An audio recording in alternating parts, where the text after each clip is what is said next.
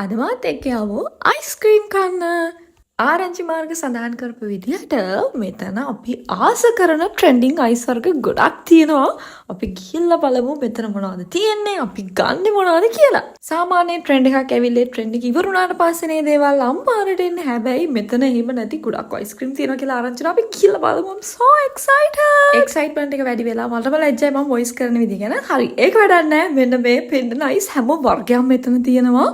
මම නම් මාර ආසාවෙන් හිටියේ දැක්කට පස්සේ නිකන් ඔක්කොම අරගෙන එන්න තිබ්බනම් හොඳයි කියලා හිතුණා. මම තව ආසාවෙන් ගියාර මැංගෝ අයිස් එක තියෙයි කියලා. හැබැයි අද වෙද්දි එක sold out. ඒක ඉවර වෙලා පීච් අයිස් එකයි ලෙමන් එකයි තිබ්බේ. මට පීච් එකයි ලෙමන් එකයි try out කරන්න හිතුන්නේ නැහැ. මැංගෝ එක එනකන් ඒක තියලා ආව පරිස්සමෙන් ඉන්න කියලා යාවට පස්සේ මේකත් try කරන්න හිතුවා.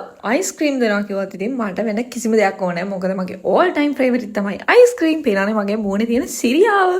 තෝරලා අවසානට මං ගත්තේ ඩේරි මිල්ක් එකයි කිට්කැට් එකයි. ඒක බිල් කරනකම් මං නිකන් වටේ බැලුවම එක ස්වීට්ස් වර්ග ගොඩක් මෙතන තිබ්බා. අපේ අම්මා එහෙම දන්නවා නම් මෙච්චර ගාණක් දීලා අයිස්ක්‍රීම් එකක් ගත්තා කියලා ගෙදරිනුත් එළවනවා මාව. මොකද මේ අයිස්ක්‍රීම් දෙක ගත්ත වෙලාවේ ලීටර් 2 විතර අයිස්ක්‍රීම් එකක් හොඳට කන්න තිබ්බා. රේට් එකක් කරන්න කිව්වොත් මට නම් ඩේරි මිල්ක් එක රහයි කිට්කැට් එකට වඩා. ඒකේ හරිම ක්‍රීමි චොක්ලට් ගතිය වැඩි. අවසානට ඉතින් ඔච්චරයි ඉතුරු. ඕකත් තරම් අපි ගෙදර